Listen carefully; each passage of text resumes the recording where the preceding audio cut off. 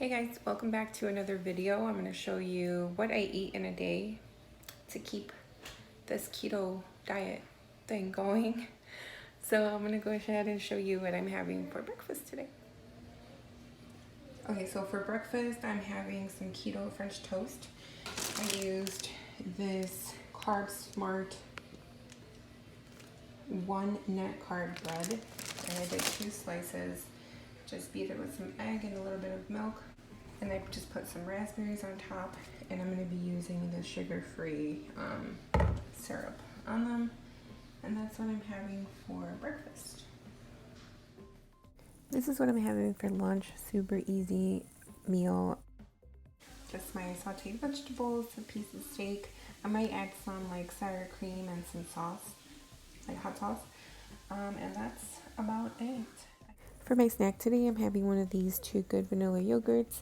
I added about 5 raspberries or so, and I also added a little bit of these Lily's white chocolate baking chips, and it tastes amazing. You guys need to try it like this.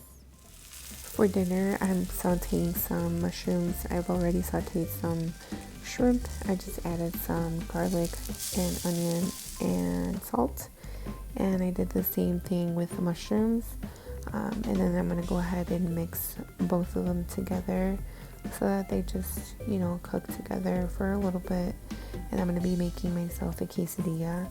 I use the Joseph's Lavash, I believe that's how you pronounce it, like the flatbread that I got at Walmart.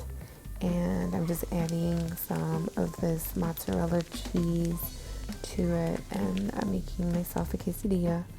And then I'm just going to add the mushroom and the shrimp to it. Very simple. So here is my dinner. I'm having the quesadilla with the grilled shrimp and mushrooms with Cajun seasoning.